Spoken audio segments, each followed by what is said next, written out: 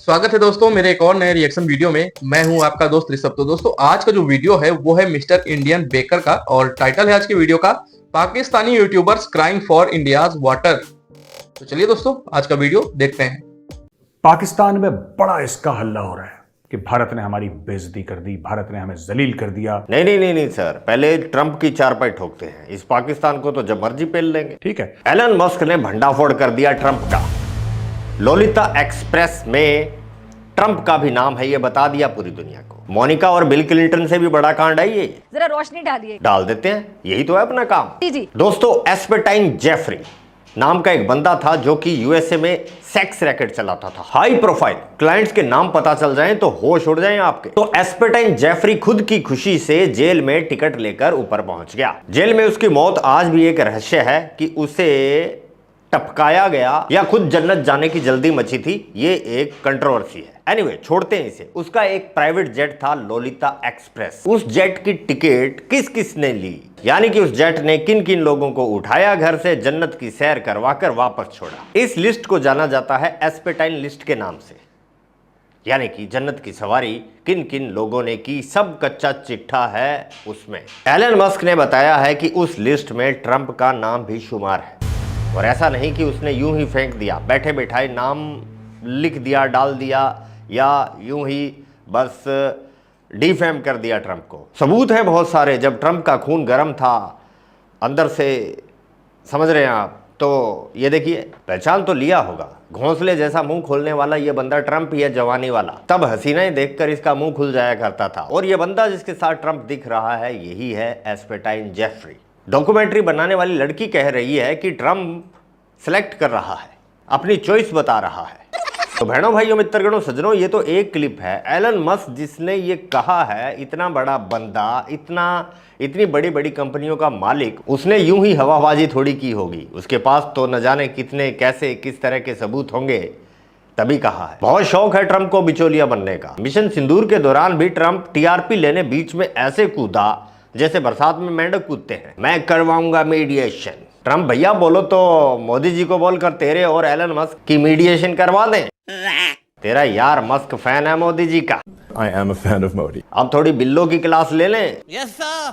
बोली, इंडिया में मुस्लिम को डेमोनाइज किया जाता है। Terrorism in general is used by India to demonize Muslims within their territory. On the spot roast मार दिया इस भाई ने। The recent terrorist attack in Kashmir is being used as a political tool to demonize Muslims in India. Sir, I have watched the briefings on both sides, and as far as I recall, there were Muslim Indian military officers who were conducting the briefing on the Indian side. Well, as far as the operation is concerned, you're absolutely right. भाई बोल रहा है कि इसने दोनों side की press briefing देखी। पाकिस्तान को ठोकने वाली टीम की कैप्टन तो मुस्लिम थी। भूले तो नहीं पोरकियो सोफिया कुरैशी को? नहीं, बिल्कुल बढ़िया, भूलने भी नहीं देंगे।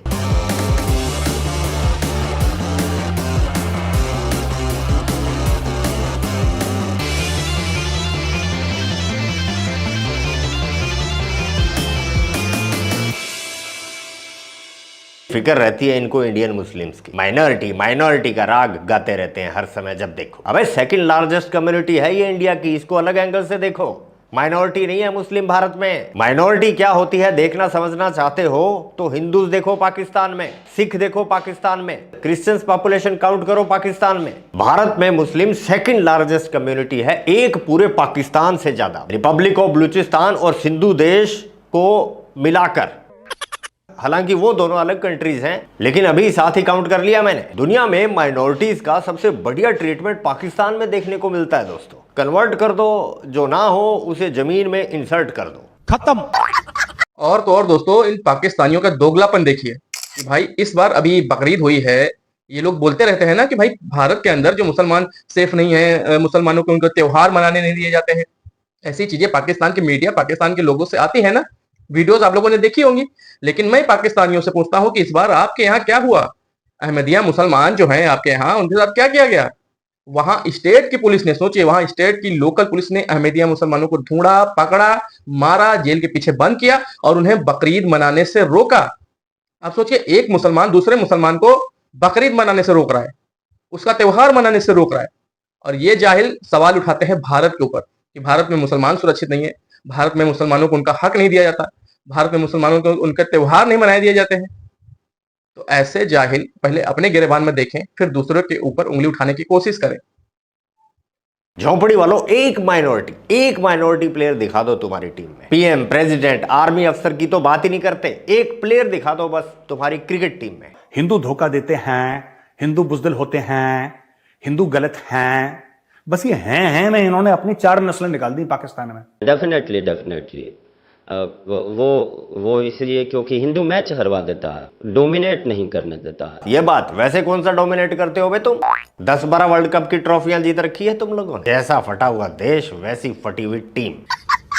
पाकिस्तान भारत जैसे मकरू किरदार जो खित्ते के अमन और तरक्की के दुश्मन है। जाने जिगर कौन सा खित्ता? तेरे बगल में इंडिया 4th लार्जेस्ट इकोनॉमी है, 45 डिग्री मुंडी इधर करके देखेगी तो China 2nd largest economy, Afghanistan की करेंसी पाकिस्तान से 4 गुना बड़ी, 2% का बांग्लादेश तुमसे ऊपर। कौन से खित्ते की तरक्की की बात करती है? खित्ते में खुशहाली है, बस तुम्हारा ही खित्ता है जिसमें खुजली है। बस एक तुम लोगों का खित्ता है जो है एकदम सूखा, ना पेनी ना पानी। एक्चुअली पानी से ज्यादा तुम लोगों को बरनोल की जरूरत है, और नहीं तो क्या। पाकिस्तानी सरकार ने अलर्ट जारी कर दिया है कि बाल्टियां, बकेट, लोटा जो भी है भर के रखो, पता नहीं अगली बार भारत कब पानी छोड़ेगा। सूखा पड़ने वाला है। बलूचिस्तान है, खैबर पख्तूनख्वा है, पंजाब है, सिंध है, सबको फ्रंटिक मैसेजेस हैं कि पानी स्टोर करो, सूखा पड़ने वाला है। पहले इतनी लंबी लंबी छोड़ दी, अब रो रहे हो। ओ भाई, अगर सूखा पड़ने वाला है और ये आपकी एक फिक्र थी कि पाकिस्तान में सूखा पड़ जाएगा, तो फिर आपने लंबी लंबी क्यों छोड़ी? बिलावल भुट्टो जो दंदनाता फिर रहा है पूरी दुनिया में और उसके खुद के लोग उसको जलील कर रहे हैं, मुस्लिम कंट्री के जर्नलिस्ट उसको जलील कर रहे हैं। उसने तो ये बोला था कि अगर पानी नहीं बहेगा तो खून बहेगा, तो बहाओ खून। सिंधु नदी है ये, वही सिंधु नदी जिसके लिए बिलावल भुट्टो ने कभी कहा था इस दरिया से हमारा पानी बहेगा या उनका खून बहेगा। पानी तो नहीं बह रहा बिल्लो, खून के आंसू जरूर बह रहे हैं पाकिस्तानियों के। अभी तो पानी में आग लगेगी 9 जून को। ऊपर ट्रेन चलती है, नीचे पानी बहता है, लेकिन पाकिस्तान नहीं जाता। दोस्तों, ये है दुनिया का सबसे ऊंचा रेलवे पुल and I proudly say it's in India. Kashmir में चेनाब नदी के ऊपर। ये है इकोनॉमी की जंग मैडम, ये वो वाली जंग नहीं रह चुकी हुई। वो पहले पिस्तौल वाली जंग होती थी, तलवारों वाली जंग होती थी, अब ये वाली जंग नहीं होनी। ना ना ना ना ना ना ना ना, वो भी होनी है, वो तो ज्यादा जरूरी है।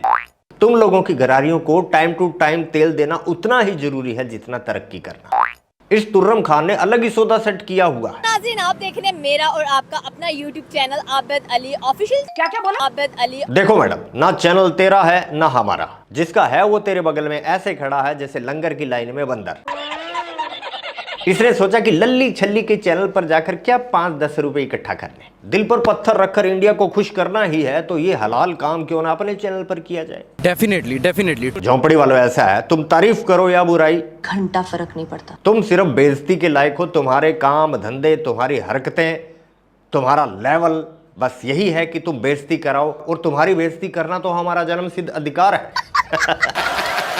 और सुनिए, ये टेप रिकॉर्डर में फंसी हुई कैसेट क्या बोलती है। अब देखें, मुझको उसका नाम जो है राहुल गांधी ने नरेंद्र सुरेंद्र रख दिया, तो इससे ज्यादा किसी नेशनल लीडर की जो है मिट्टी कितनी पलीद मैंने नहीं होते देखी। गिनता जा, ये पीएम कौन से देश का है जिसकी हरी चड्डी एयरपोर्ट पर उतरवाई जा रही है? ये पीएम कौन से देश का है जिसका बंद जेल में दरवाजा खोल दिया गया? पूरा जोर लगा है, जो मैं कर सकता था मैंने किया। कितने ही तुम्हारे पीएम, तुम्हारे जनरलों ने फांसी पर चढ़ा दी। अभी तक सिर्फ पीएम के एग्जाम्पल दिए। तुम्हारे लंडे पूछे मिनिस्टरों के साथ फॉरेन में क्या होता है दुनिया को पता है। नवाज शरीफ, तुम्हारा एक्स पीएम, रोज उसके घर के बाहर MCVC होती है। बाजवा नंबर 1 आर्मी का नंबर 1 सिपे सलार, एक अफगान उसे दिल खोल कर बेइज्जत करता है सड़कों पर। पुलिस से बुलाओ।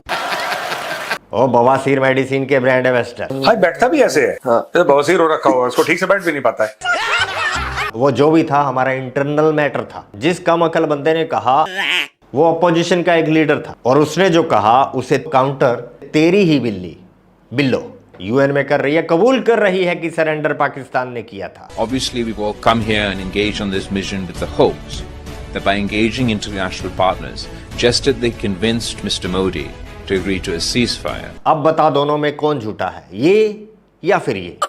अगर ये झूठ बोल रही है और तुम्हारी खुशी भी इसी में है कि ये झूठ बोल रही है, तो एक काम करियो बेटा, डिफेंस मिनिस्टर है ना तू पाकिस्तान का, बिल्कुल बहुत बेइज्जती करवाती है ये बकरी तुम्हारी, आजीद है, बना लो इसको। चलिए दोस्तों, तो आज का वीडियो यहीं खत्म होता है। और बात करें इस वीडियो के ऊपर, तो इस वीडियो में जिस तरीके से ख्वाजा आसिफ के बारे में दिखाया गया है, तो ये वही डिफेंस मिनिस्टर है पाकिस्तान के, जिन्होंने कई बार, हर बार ऑन मीडिया आकर के पाकिस्तान की बेइज्जती की है। और कहने का मतलब बेइज्जती क्या है, आप जो सच्चाई को स्वीकार गए तो उसमें बेइज्जती की क्या बात है। इन्होंने कई बार ये स्टेटमेंट दी है ऑन मीडिया आकर कि भाई पाकिस्तान ने भारत से एक भी जंग नहीं जीती, हर बार मुंह की खाई है, चाहे वो 4 जंगों में से जो भी रही हो। मैं वीडियो लगा रहा हूं इनका, आप लोग देखिए कि किस तरीके से स्वीकार कर रहे हैं ऑन मीडिया पाकिस्तान में बैठकर। ये रही वीडियो। इन्होंने कतर की जंग हारी, आपने पूछा उनसे कि आपने कतर की जंग हारी, 65 में फेक जो है विक्ट्री डिक्लेयर की, वो पूछा आपने। इन्होंने सियाचिन हारा, आपने पूछा उनसे।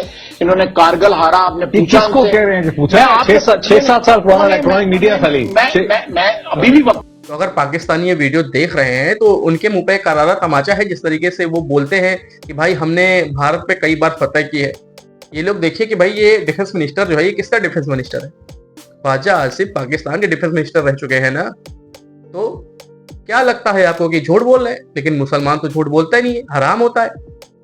तो कैसा मुसलमान है अगर झूठ बोल रहा है? या फिर तुम झूठ बोल रहे हो, या तुम्हें लॉलीपॉप दिया गया है कि भारत पर जीत हुई है, भारत पर फतेह हुई है? तो अगर भैया एक मिनिस्टर की तरफ से इस तरीके से बयान आते हैं, इस तरीके से हमेशा से फनी और मजाक बनता है पाकिस्तान का, तो ये डिफेंस मिनिस्टर को नहीं, मुझे लगता है इन्हें कॉमेडियन का मिनिस्टर जरूर बनाना चाहिए। और ये है भी, आए दिन चाहे जब भी भारत से कुछ तलखी या किस तरीके से मनमुटाव रहा हो, तो इनके बयान जो होते हैं वो सबसे अलग होते हैं, सबसे हंसी वाले होते हैं।